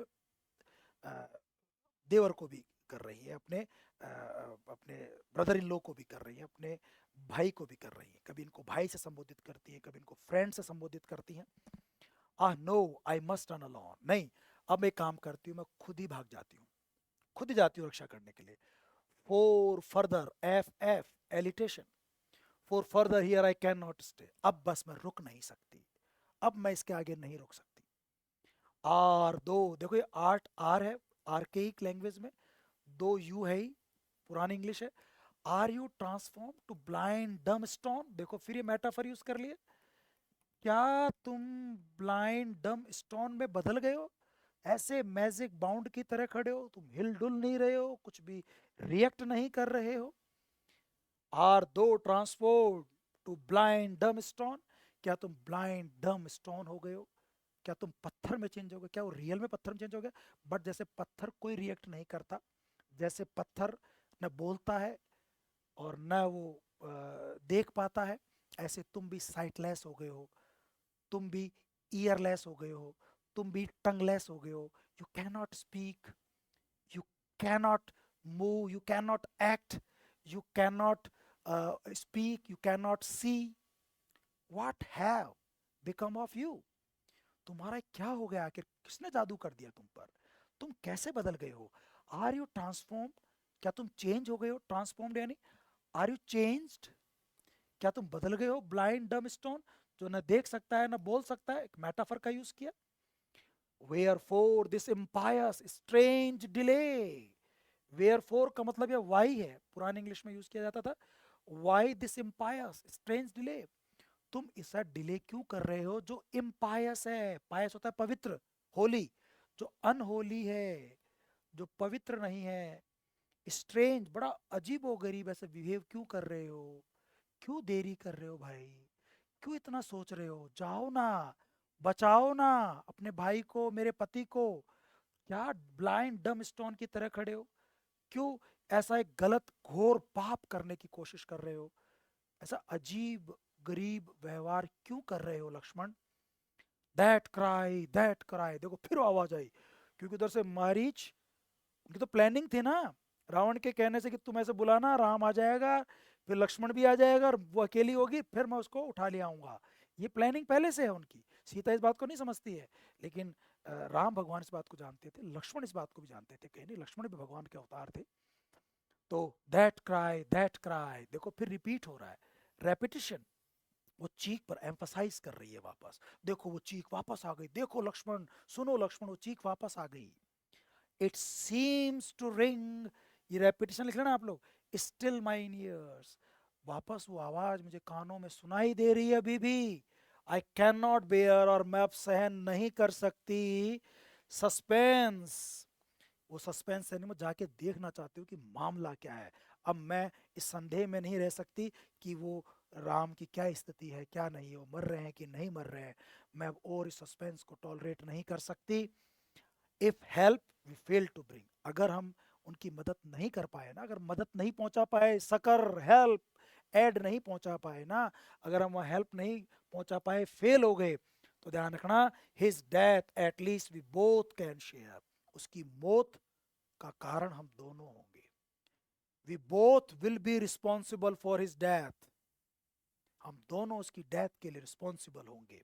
we both will be responsible for his death, at least we both, हम दो तो होंगे ही होंगे, और तो पता नहीं कुछ होंगे ही नहीं होंगे। फिलहाल तो हम यहाँ हैं, हमारी रिस्पॉन्सिबिलिटी बनती है। तो तुम जाओ, अगर तुम नहीं जाओगे तो आई मस्ट रन अलोन, तो फिर मैं अकेली जाऊंगी। देखो अकेले भागने को तैयार हो रही है और लक्ष्मण उसको रोकने की कोशिश कर रहे हैं। अब उसको लग रहा है कि यार ये तो जाएंगी, मामला गंभीर हो रहा है। अब लक्ष्मण बोलना शुरू करेंगे, अब वो जवाब देंगे उसका 3 स्टेंजा के बाद। और क्या कहते हैं, ओ काम दाई सेल्फ, हे माते अपने आप को शांत करो। काम जो है यहाँ पे वर्ब के रूप में यूज हो रहा है, टू मेक योर सेल्फ काम, ये मीनिंग हो सकता है इसका। टू मेक योर सेल्फ काम, अपने आप को शांत कीजिए, कूल हो जाइए। माते ऐसे घबराइए मत, इम्पेशेंट मत होइए। हे वैदही क्वीन, वैदही, ये वैदही राज्य की प्रिंसेस थी, जनक इनके फादर थे, और ये उस कुल से पैदा हुई है, बहादुर। जनक बड़ा राजा था, तुम उस कुल की हो वैदही क्वीन, तुम्हें काम होना आना चाहिए, तुम ऐसे कैसे इम्पेशेंट हो रही हो वैदही क्वीन। ये वैदही क्वीन किसके लिए यूज हुआ है, सीता, जो वैदही राज्य की प्रिंसेस थी, और उनकी शादी फिर यहाँ हुई थी अयोध्या में श्री राम से। तो हे Vaidehi queen, no cause is there for any fear, डरने का कोई कारण नहीं है, मत डरो। अरे श्री राम है वो, साक्षात प्रभु हैं, कौन मार सकता है उनको, वो तो खुद प्रभु हैं। उनको देख के तो जानवर राक्षस सब डर जाते हैं, और तुम उनके लिए डर रही हो। तुम्हें डरने की कोई जरूरत नहीं है माते, आपको डरने की कोई जरूरत नहीं है। हैस्ट यू, ये वही हो गया, आजकल की इंग्लिश में हैव यू है। Have you, have you his prowess, prowess इसका प्रोनाउंसिएशन है ना, प्राउएस, प्राउएस यानी स्ट्रेंथ, एनर्जी, स्किल। क्या आपको उनकी प्रावेस नहीं पता, प्रावेस यानी स्ट्रेंथ, उनका जो स्किल है इन वॉर, लड़ने में जो उनका टैलेंट है। क्या देवी, आप वैदेही क्वीन, क्या आपको उनका वो टैलेंट नहीं पता, हमने तो लड़ाइयाँ लड़ी है, उनके ताकत को देखा है। क्या आपको कभी आपने उनके प्रावेस को, उनके स्किल्ड जो है, उनके जो स्किल्स है लड़ाई में, उनकी जो एनर्जी है, उनकी जो स्ट्रेंथ है, क्या कभी आपने नहीं देखी माते। Wipe off for shame that dastard tear, ये तुम्हारी आंखों में जो आंसू आ रहे हैं ना, ये उनकी बेइज्जती है। श्री राम की पत्नी, उनके लिए कैसे रो सकती है। तुम्हें अपने पति के बारे में इतना भी नहीं पता, तुम्हें श्री राम प्रभु के बारे में इतना भी नहीं पता, तुम कैसे आंसू बहा सकती हो। इन इन इन आंसुओं को पूछ दो, wipe off, remove your tears from your, that are tickling from your cheeks, from your eyes on your cheeks, इनको पूछ दो, हटा दो इनको, ये शोभा नहीं देते माते आपको। आप उस कुल की, आप रघु कुल की, आप बहू हैं, और आप श्री राम की पत्नी हैं, और आप जनक की बेटी हैं। इस अच्छे खानदान की महिला को इतना जल्दी इम्पेशेंट होना शोभा नहीं देता। आप इन आंसुओं को पूछ डालो माते। What being of demonian birth could ever brave his mighty arm, ये देखो फिर एक रिटोरिकल क्वेश्चन है, ये एक रिटोरिकल क्वेश्चन है जो पूछ रहा है कि क्या कोई ऐसा डिमोनियन बर्थ है, क्या कोई ऐसा राक्षस कुल में कोई जन्मा होगा क्या, जो उसकी माइटी आर्म, प्रभु की ताकतवर भुजाओं का सामना कर सके। कुड एवर ब्रेव, ब्रेव यानी to face, to face bravely, क्या कोई ऐसा है राक्षस कुल में पैदा हुआ कोई भी दानव, राक्षस, डेविल, डीमन, जो हमारे श्री प्रभु की भुजाओं की ताकत को फेस कर सके बहादुरी से ना, किसी में हिम्मत ही नहीं है। तो माते आपको डरने की जरूरत नहीं है। Is there a creature on earth, क्या अर्थ पर आज तक कोई ऐसा क्रीचर पैदा हुआ है क्या, फिर रिटोरिकल क्वेश्चन है, मतलब नहीं हुआ, नो, इन सब के जवाब नो है। दैट डेयर, जो हिम्मत करे, to work our hero harm, hero harm, H H alliteration, क्या कोई ऐसा दानव पैदा हुआ है क्या जो हमारे हीरो को हार्म पहुंचा सके, हमारे हीरो को नुकसान पहुंचा सके? किसी की ऐसी हिम्मत है क्या? डेयर है क्या? नहीं है। आंसर नो है इसका। ऐसे क्वेश्चन जिनका ऑब्वियस आंसर लिसनर को पता हो उनको रिटोरिकल क्वेश्चन कहते हैं। और ये लिटरेचर में फिगर ऑफ स्पीच होता है जो एक लैंग्वेज के अंदर एम्फसाइज डालता है और एक इंटरेस्ट क्रिएट करता है और संवाद क्रिएट करता है, डायलॉग क्रिएट करता है। ऐसे क्वेश्चन पूछने का फिर अगले को जवाब देना होता है। संवाद में ऐसी चीज पूछी जाती है तो बार बार आपको रिटोरिकल क्वेश्चन इसमें मिलेंगे। तो ऐसा कोई आज तक डीमन पैदा नहीं हुआ जो हमारे प्रभु की, श्री राम की माइटी आर्म को बहादुरी से फेस कर सके। हाँ, कोई बेईमानी से, छल से कर सकता है, ऐसे सामने से नहीं कर सकता। कोई ऐसा क्रीचर अर्थ पे आज तक पैदा नहीं हुआ जो हमारे हीरो को नुकसान पहुंचा सके। ये मुझे पता है माँ सीते, ये मुझे पता है, तो मुझे चिंता नहीं हो रही। इसलिए मैं ब्लाइंड, डम, स्टोन की तरह यहाँ हूँ। इसलिए तुम्हें लग रहा है कि मैं मैजिक बाउंड हूँ। मुझे कोई फिक्र ही नहीं, चिंता ही नहीं। श्री राम प्रभु कोई कुछ कर ही नहीं सकता, तो तुम क्यों डर रही हो माते? समझा रहा है उनको। अब देखो, ये दुनिया में कौन कौन से क्रीचर जो भयानक माने जाते हैं उन सब का एक कैसे सामना कर लेते हैं उनके बारे में बता रहे हैं। लक्ष्मण फिर बोल रहे हैं, the lion and the grizzly bear. बड़े से बड़ा खतरनाक शेर और डरावने जो बियर हैं, ग्रीजली, हॉरिफाइंग, डरा देने वाले, हॉरिफाइंग जो बियर हैं, डरा देने वाले भालू, भयानक शरीर के, गोस्टली, भूत जैसे बड़े दिखने वाले, डरावने, न तो कोई लायन न कोई bear. Cower when they sees royal look. जब एक बार वो श्री प्रभु राम का रॉयल लुक देख लेते हैं, शाही रूप देख लेते हैं ना, तो वो भी दुबक जाते हैं। कावर, गाय जैसे बन जाते हैं। शेर, वो बड़ा भयानक, बियर, बियर या बेयर, वो गाय बन जाते हैं, गाय जैसे डरपोक हो जाते हैं, कावर्ड हो जाते हैं। ये कावर, कावर्ड, कावर्ड से बना है, ये खतरनाक माने जाते हैं। काऊ बेचारी भोली भाली, ऐसे भोले से जीव बन जाते हैं, टिमिड से जीव बन जाते हैं जब वो हमारे प्रभु का रॉयल लुक देखते हैं। क्या गजब का, देखो हाइपरबॉलिक लैंग्वेज चल रही है, एग्जैगरेशन, बट श्री प्रभु के लिए जमता है बात। तो सन स्टारिंग एस, और एस एलिटेशन है, sun staring eagles of the air. वो ईगल्स, बड़े बड़े ईगल्स, खतरनाक जो प्राणी हैं शिकार के, वो एयर में सन को, सन स्टारिंग ईगल्स, सन तक पहुंचने वाले, ऊंचाइयों पे उड़ने वाले और सन से आंखों से आंखें मिलाने वाले, जो चंद्र, वो सूरज की रोशनी से उनकी आंखें नहीं चौंधी आती, वो वो ईगल्स, जब his glance of anger can not broke, जब वो हमारे श्री राम प्रभु की आंखों का लुक देखते हैं गुस्से में, अगर एक बार गुस्से में देख लें श्री राम, तो वो जो सन की रोशनी को भी सहन कर लेते हैं ईगल्स, वो भी हमारे श्री राम प्रभु की आंखों को देख करके क्या हो जाते हैं? His glance of anger can not brook, वो ब्रूक नहीं कर सकते, बेयर नहीं कर सकते, टॉलरेट नहीं कर सकते। वो श्री राम की आंखों की जो रोशनी, आंखों की, उनको सहन नहीं कर सकते ईगल। जो किसको सहन कर लेते हैं? सन स्टारिंग को, सन की लाइट को, रोशनी को सहन कर सकते हैं। वो लायन जो बहादुर होता है, राजा होता है जंगल का, वो भी दुबक जाता है, दुम दुबा के भाग जाता है। वो बेयर डर जाते हैं। पाइथन्स एंड कोबराज, फिर जो बड़े बड़े पाइथन्स हैं, जो कोबराज हैं, देखो सब कई जानवरों के नाम ले रहा है जो खतरनाक जानवर हैं, lion, bear, eagle, python, cobras. पूछ सकता है कौन सा जानवर का प्रयोग इसमें यूज हुआ है, कौन से का मेंशन नहीं हुआ है। ये जो पाइथन्स, कोबराज हैं, एट हिज ट्रेड, क्या गजब की लाइन है, देखो मजा आ जाएगा।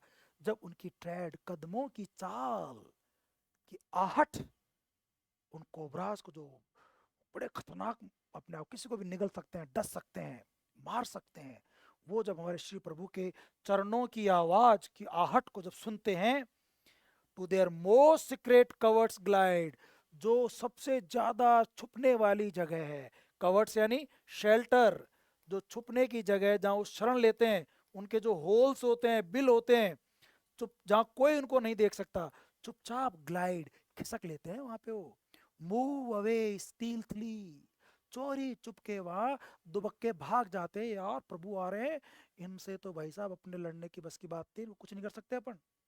तो उनको देख करके कोबरास, पाइथन्स, ये भी दुम दुबा करके भाग लेते हैं, और जहां उनको सबसे ज्यादा सुरक्षित छुपने की जगह है कि कोई देख ना ले उनको, वहां जाके बिल में छुप जाते हैं। Bore to the dust each serpent, और हर सांप हेड, अपने सिर को बोर्ड कर लेता है। कितना एग्जैगरेशन में लैंग्वेज चल रही है। अपने सिर को झुका लेते हैं, नतमस्तक हो जाते हैं, दंडवत प्रणाम करते हैं, जो उनके erect before in hooded pride, Shri Ram के आने से पहले जिनके सिर हुडेड, जिनका फन ये वाला, ये हुडेड होता है, इनके जो फन थे वो गर्व से, प्राइड से इरेक्ट हो रहे थे, खड़े हो रहे थे, ऐसे फन मार के जो खड़े थे सरपेंट्स, जब वो श्री प्रभु के पैरों की आवाज सुनते हैं तो वो भी घबरा जाते हैं, और जहां उनको जगह मिलती है वहां चले जाते हैं, और अपने सिर को श्री प्रभु को देखते ही झुका लेते हैं, और मिट्टी में नतमस्तक हो जाते हैं, धूल चाटने लगते हैं। श्री प्रभु के सामने जो कभी गर्व से अपने हुड को इरेक्ट कर रखते थे, वो अब बिल्कुल जमीन में आ जाते हैं, जमीन को चाटने लगते हैं, नतमस्तक हो जाते हैं, डस्ट में चले जाते हैं। ये सब जानवरों की हालत होती है। ये हमारे श्री राम प्रभु, कौन मारेगा उनको? कोई दानव पैदा नहीं हुआ आज तक। अब आगे देखो, दानवों की बात कर रहा है, राक्षस, दानव। ये खास बात थी तोरुदत्त की, क्योंकि इन्होंने इंडियन मिथोलॉजी पढ़ी है, और ये इंग्लिश में अपने इंडियन वर्ड्स इंक्लूड करती हैं intentionally, knowingly, because she loves her culture, she loves her language. That's why she intentionally uses these kinds of words in her poetry. You can see the examples in this poem. In her other poems like Our Casuarina Tree, The Lotus, she uses a lot these kinds of words which reminds us of Indian mythology, Indian culture, Indian language. Rakshaks, Danavs, यानी dwells, demons, ghost, कोई भी देख लो आप, दानव, भूत, प्रेत, चुड़ैल, सब अक्नोलेज, उनको सबको जानकारी है, in their hearts is might, उनके सबके दिलों में ये ईश्वर की जो ताकत है, जो माइट है, उनको ये सब जानते हैं। कोई अछूता नहीं है, कोई अनजान नहीं है, उन सबको पता। रावण जानता था इस बात को, तभी तो वो नहीं आया सामने श्री राम के, तभी तो उसने वो जो है वो एक सही को ट्रिक अपनाई, प्लॉटिंग की उसने। तो सबके दिलों में डर है, सबको पता है, सब दानव, डीमन, राक्षस, गोस्ट, सबको पता है। एंड स्लिंक, और वो खिसक जाते हैं चुपचाप, दुम दुबा के, टू दे रिमोट कोस्ट, बहुत दूर किनारों पर, धरती के किनारों पे छुपते फिरते हैं वो दानव, श्री राम प्रभु के नाम से। इन टेरर, डर के मारे इधर उधर कोनों में भाग जाते हैं, कोई उनको देख ना ले भगवान। एट इज वेरी सैड, बस उनको देखते ही भागते हैं, चिल्लाने चीखते हैं, और चाहे चुड़ैल हो, भूत हो, भूतनिया हो, कुछ भी हो, वो सब श्री राम के नाम से डरते हैं, और अपने दुम दुबा के भागते हैं जहां जगह मिल जाए, रिमोट कोस्ट में। In terror it's very sad, evil to him, surprise कर रहे हैं, इवल टू हिम, उनका बुरा करेंगे वो, इवल, उनका बुरा, एक्सक्लेमेटरी साइन है, आश्चर्य कर रहा है, to express sudden, sudden surprise, उनका बुरा करेंगे वो छुटमुट दानव। ओ फियर इट नॉट, माते डरो मत, whatever foes against him rise, कोई भी दुश्मन सामने खड़े जाओ उनके, कोई बड़े से बड़ा दुश्मन ले आओ, फोज, एनिमीज, बैनिश फॉर आई, वो हमेशा के लिए गायब हो जाएगा। फॉर आई, ये आर कैजुना ट्री में भी यूज किया उसने, तोरुदत्त ने, फॉर आई यानी फॉर एवर, वो हमेशा के लिए गायब हो जाएंगे, फॉर एवर। बैनिश, देश निकाला, एग्जाइल, वो जहाँ रहते हैं उस जगह को छोड़ के भाग जाएंगे। इस जंगल में रहते हैं तो जंगल छोड़ के भाग जाएंगे, दुनिया को छोड़ के भाग जाएंगे, बट श्री राम प्रभु का सामना नहीं कर सकते, हमेशा के लिए भाग जाएंगे। The foolish thought and with, अगर उनके दिमाग में कोई विचार भी आया ना, तो वो दिमाग में विचार भी निकल जाएगा, गलत फहमी हो तो किसी दानव को निकल जाएगी श्री राम प्रभु को देख करके। एंड बी दाई सेल्फ, और आप पेशेंट रखो, B thy self, be your self. आप जो हैं, आप श्री राम की पत्नी है, आप जनक की बेटी, आप वैदेही क्वीन है। आप आप पेशेंस रखो, आप ऐसे लूज मत हो अपने पेशेंस को। बोल्ड बनो, ग्रेट, महान बनो, वाइज बनो। ऐसे समझदारी वाली बात हो रही, क्या बेवकूफ वाली बात कर रही हो माता, मुझे और भड़का रही हो? नहीं, कुछ नहीं होगा, चिंता मत करो, बी दाई सेल्फ, आप बी योर सेल्फ। अब सीता बोलेगी, ही कॉल फॉर हेल्प। अरे भैया वो बुला रहे हैं मदद के लिए, ऐसी बात होती तो क्यों बोलते हो? लेकिन इनको नहीं पता कि ये आवाज मरीची निकाल रहा है। लेकिन लक्ष्मण को पता है कि कुछ ना कुछ तो गड़बड़ है, दया, कुछ तो गड़बड़ है। ही कॉल फॉर हेल्प, देखो वो आह्वान कर रहे हैं, मदद मांग रहे हैं। कांस्ट यू, ये कांस कैन है, दो यू है, ये वही archaic language. Can you believe, क्या तुम्हें विश्वास हो रहा है? नहीं हो रहा विश्वास? Can you believe rhetorical question है, मीन्स यू कांट बिलीव। अरे आवाज सुनाई दे रही है श्री राम की, और तुम्हें आवाज, तुम ऐसे बातें कर रहे हो कि राम राक्षस से नहीं डरते, सांप से नहीं डरते, लायन से नहीं डरते, फिर आवाज क्यों आ रही है? सीता का भी लॉजिक तो देखो गलत नहीं है, जब आप इतने बहादुर है तो फिर वो रो क्यों रहे हैं, मदद क्यों मांग रहे हैं? ही लाइक अ चाइल्ड। अच्छा अच्छा, अच्छा सॉरी, ये वापस लक्ष्मण ही बोल रहे हैं, आई एम सॉरी, ये भी लक्ष्मण ही बोल रहे हैं, इस लाइन से समझ में आया। ये अचंबा कर रहे हैं यहाँ पे, देखो आप, सॉरी, लक्ष्मण बोल रहे हैं। ही ही कॉल फॉर हेल्प, अब थोड़ा चेंज करना पड़ेगा मुझे ना। ही कॉल फॉर हेल्प, वो मदद मांगेंगे। कौन? श्री प्रभु। कैन यू बिलीव, क्या तुम विश्वास कर सकती हो कि वो मदद मांगेंगे? देखो इसमें कहीं इसे पता नहीं चला ना कि कौन क्या बोल रहा है, इसलिए थोड़ी गड़बड़ हो जाती है कई बार। Can you believe, he like a child वो श्रीक फॉर हेड, एक बच्चे की तरह वो मदद के लिए चिल्लाएंगे। Like a child, he like a child, simile है। श्री राम प्रभु की मदद जो वयस्क है, एडल्ट है, उसके एक बच्चे से तुलना कर रहे हैं, वो बच्चे की तरह। आप सिमिली कह सकते हैं, वैसे तो दो अलग अलग चीजों में होती है, बट ये दो अलग अलग चीजें ऐसे हैं कि श्री राम प्रभु जो प्रभु है, जो पूरी दुनिया को संभालते हैं, वो एक बच्चे की तरह मदद मांगेंगे। वो श्रीक, चीखेंगे, चिल्लाएंगे, क्राई करेंगे, वेल करेंगे। और एड फॉर हेल्प, देखो तीसरा वर्ड आ गया, हेल्प, एड और सकर, तीन वर्ड यूज कर लिए इन्होंने। क्या वो मदद मांगेंगे? और प्रे, प्रार्थना करेंगे फॉर रेस्पाइट और रेस्प्रीव, कि कोई आए और उनको राहत पहुंचाए, रेस्पाइट, उनको कोई मदद करे, रेस्पाइट करे, उनको राहत पहुंचाए। वो खुद प्रभु जो दूसरों को मदद करते हैं, खुद दूसरों को कंफर्ट करते हैं, दूसरों की मदद करते हैं, उनको राहत पहुंचाते हैं, आराम देते हैं, क्या वो खुद बच्चे की तरह मदद मांगेंगे क्या? रिप्राइव, वही सेम है, रेस्पाइट, रिप्राइव, क्या वो हेल्प मांगेंगे क्या? क्या वो कंफर्ट के लिए डिमांड करेंगे क्या? प्रभु अपने संकट में क्या आराम चाहेंगे क्या? आपसे, आपसे मदद मांगेंगे, हमसे मदद मांगेंगे क्या? प्रभु हम तो, हमारे लिए तो ये हमारी क्या औकात है, हम उनकी मदद करें? Not of such metal is he mad, देखो मेटल, मैड, एलिट्रेशन, वो इस तरह के मेटल के नहीं बने।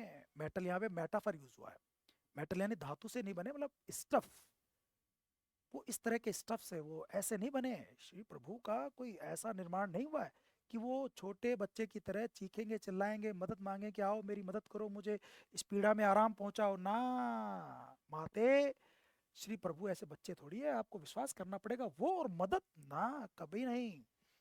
डिल्यूसिव, ये कोई धोखा है, डिल्यूसिव कोई भ्रम है, ये कोई चीट कर रहा है, ये कोई डिल्यूसिव है। वॉज दैट पियर्सिंग क्राई, ये कोई ना कोई और चिल्ला रहा है, पियर्सिंग, तीखी, तेज, फास्ट क्राई कर रहा है, कोई जो कानों को चीर दे। Some trick of magic by the foe, ये दुश्मन कोई ना कोई चाल कर रहा है, जादुई चाल है। और देखो यहाँ बिल्कुल सही है, यहाँ पता चलता है कि लक्ष्मण इंटेलिजेंट है, वाइज है, पेशेंट है, और वो, उनको पता है कि क्या चल रहा है। सीता अभी इमोशनली टर्मोइल्ड में है, और वो उनको उनकी ड्यूटी की याद दिला रही है। तो बड़ा ये जो एक डिलेमा है, कंफ्यूजन है, इस पूरी पोएम में आपको नजर आएगा। बहुत बढ़िया तरीके से लिखा उन्होंने, इंग्लिश में लिखा, मजा आ गया पढ़ के। ही हैज अ वर्क, और देखो वैसे भी उनको इस पृथ्वी पर अवतार के रूप में भेजा गया है, राक्षसों का संहार करने के लिए। वो साक्षात विष्णु के अवतार है, उनको कौन मारेगा? उनके पास अभी भी बहुत सारे काम बाकी हैं, उनको रावण को मारना है। इसमें तो पता है ना क्यों आए हैं ये पृथ्वी पर, लक्ष्मण क्यों आए, राम क्यों आए, इनको पता है। तो हमारे पास तो काम है, he has a work, he can not die, और देवी वो मर नहीं सकते। बिसीच मी, बिसीच मी, रिक्वेस्ट, मैं आपसे रिक्वेस्ट करता हूं, not from hence to go, आप यहां से मत जाओ। वो जाने की बात कर रही थी ना, मैं अकेली जाऊंगी, नहीं, मैं आपसे रिक्वेस्ट करता हूँ। बिसीच, बिसीच हम डैट डैट में ही पढ़ते हैं। बिसीच यानी रिक्वेस्ट करना, इम्प्लोर, बिसीच, रिक्वेस्ट, प्रे करना, ये सब सिनोनिम्स हैं।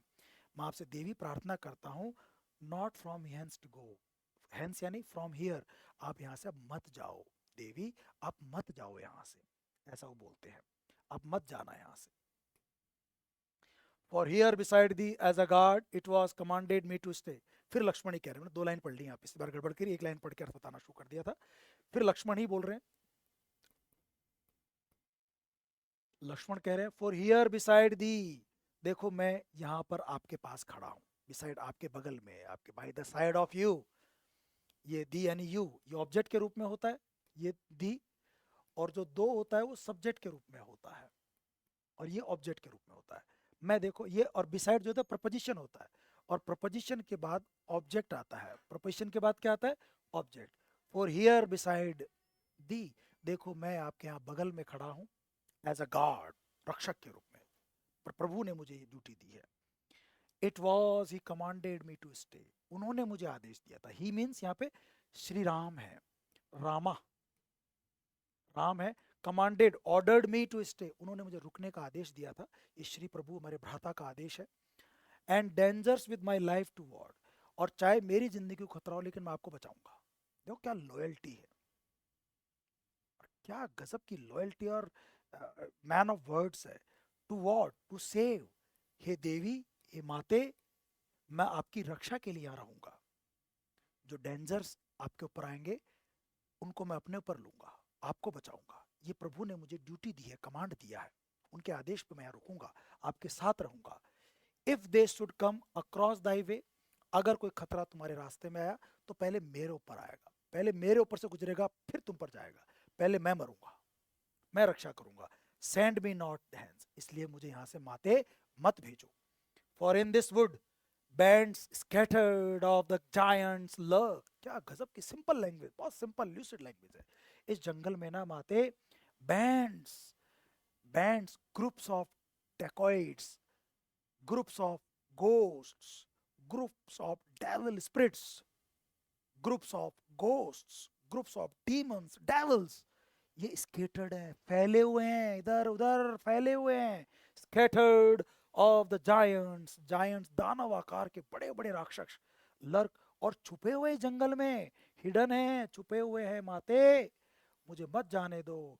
Who on their wrongs and vengeance brood, जो उनके गलत कामों की वजह से, गलत इरादे होते हैं उनके, क्योंकि वो चाहते हैं कि हमें मार दिया जाए, तुम्हें उठा के ले जाए माते, उनके गलत इरादे हैं, उसकी वजह से वो आ सकते हैं। एंड वेंजियंस, और टू टेक रिवेंज, और बदला लेने के लिए आ सकते हैं, टू टेक रिवेंज, क्योंकि हमने उनके कई साथियों को मारा है जंगल में, श्री राम ने, मैंने, हमने उनके कई साथियों को मारा है, जिन्होंने साधु संतों को जो परेशान करते थे उनको हमने मारा है, और वो बदला लेने के लिए, टू टेक रिवेंज, वेंजियंस के लिए, उनके ब्रूड, उनके विचार में चल रहा है, वो थिंकिंग कर रहे हैं, वो प्लानिंग कर रहे हैं, ब्रूड विचार कर रहे हैं, सोच समझ रहे हैं, वो मौके का इंतजार कर रहे हैं कि कब हम तुम्हें अकेला छोड़े माते और वो तुम पर प्रहार कर दे। समझो इस बात को, वो जो राक्षस है बदला लेने के लिए सोच रहे हैं, brood thinking seriously, thinking peacefully, वो प्लान बना रहे हैं, उनकी योजना हो सकती है। And wait the are their will to work, और वो वेट कर रहे हैं, देखो वेट, विल, वर्क, WWW, खूबसूरत एग्जाम्पल है एलिटेशन का, और वो अपने वक्त का इंतजार कर रहे हैं, अपने काम को करने, देयर विल टू वर्क, जो उनके काम करने की इच्छा है, विल, विल यानी इच्छा है, जो उनकी विश है वर्क करने की, उस समय का, उस घड़ी का वो वेट कर रहे हैं कि कब मौका मिले और कब वो हम पर प्रहार कर दें, रिवेंज ले लें।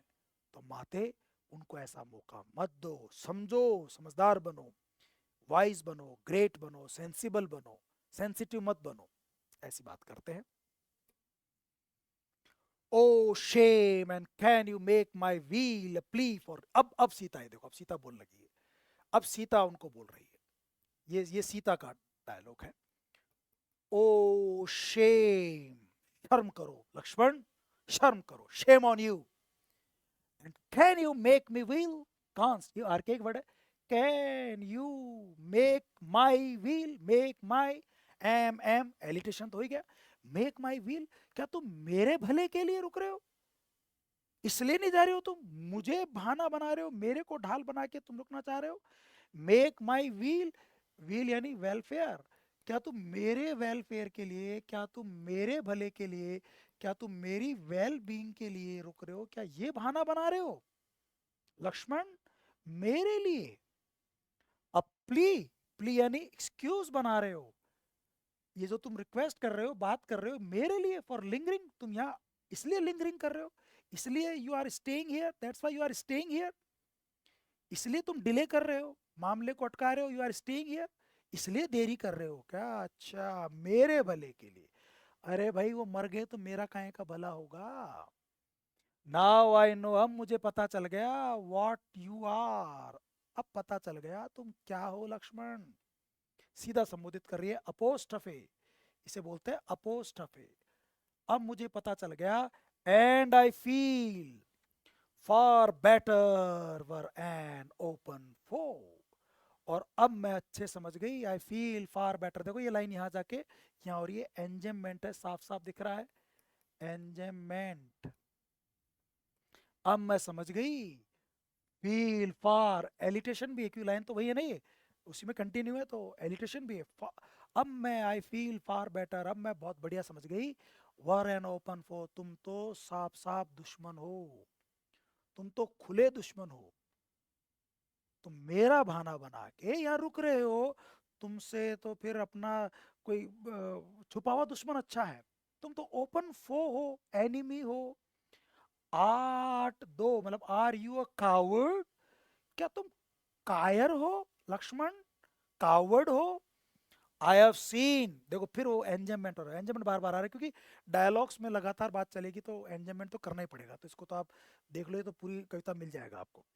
है आई have seen thy bearing, bearing यानी यहाँ पे बिहेवियर है, बिहेवियर, मैंने तुम्हारा बिहेव, तुम्हारा देखो क्या तुम कायर हो, थोड़ा सा देखो क्वेश्चन मार्क बना रही है, इसको डाउट है कि तुम कायर तो, कायर तो नहीं हो, क्योंकि मैं तुम जानती हूँ, मैंने तुम्हें देखा युद्ध लड़ते हुए। I have seen thy bearing, मैंने, thy means your, thy means your, मैंने तुम्हारे व्यवहार को देखा है। इन द बैटल फ्रे, युद्ध मैदान में तुम्हें लड़ते हुए देखा है।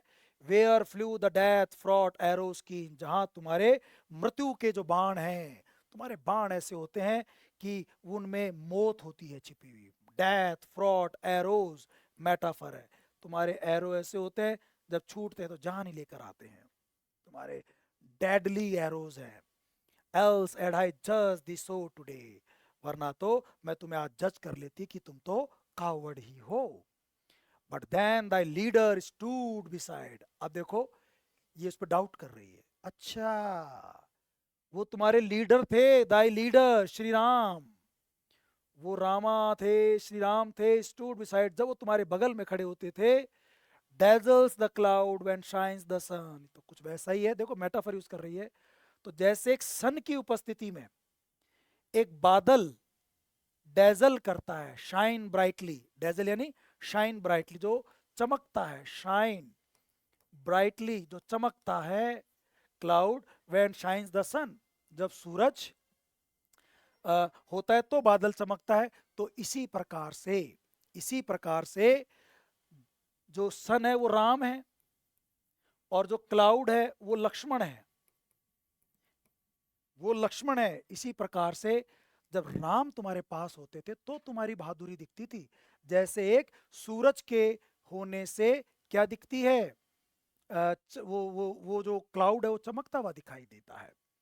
रेफ्ट ऑफ, वरना तो, रेफ्ट ऑफ यानी डिवॉइड ऑफ, उसके बिना, bereft of, reft of his radiance, सूरज की रोशनी के बिना, seat glide a shapeless mass of vapours dun, वरना तो बादल एक वेपर्स डन होता है, वो ड्रॉप्स ऑफ रेन, जो डार्क ड्रॉप्स ऑफ रेन्स होती हैं, बस वो उनका एक शेपलेस एक मास होता है। जैसे बादल, नॉर्मल बादल था, कोई चमकता नहीं हो, काला दिखाई देता है, डन यानी डार्क।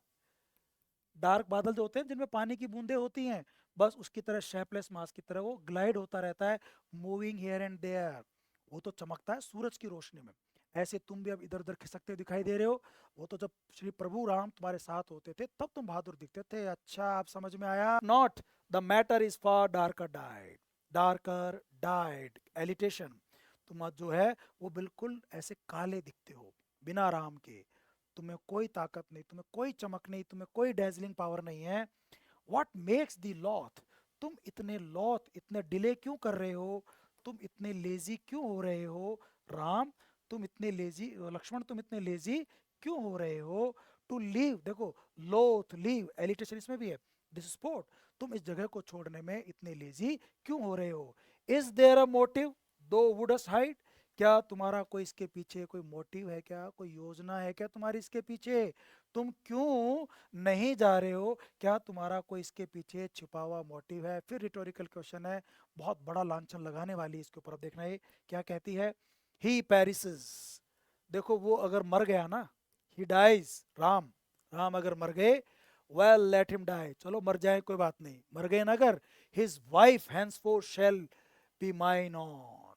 तुम्हारे दिमाग में क्या चल रहा है कि अगर राम मर गए तो जो उनकी वाइफ है, उनकी वाइफ कौन? सीता, तुम्हारी भाभी, हैंस फोर्थ यहां से शेल बी माइन ऑन। तुम्हारे दिमाग में क्या चल रहा है कि अगर मेरे बड़े भाई मर जाएंगे तो उनकी पत्नी मेरी हो जाएगी।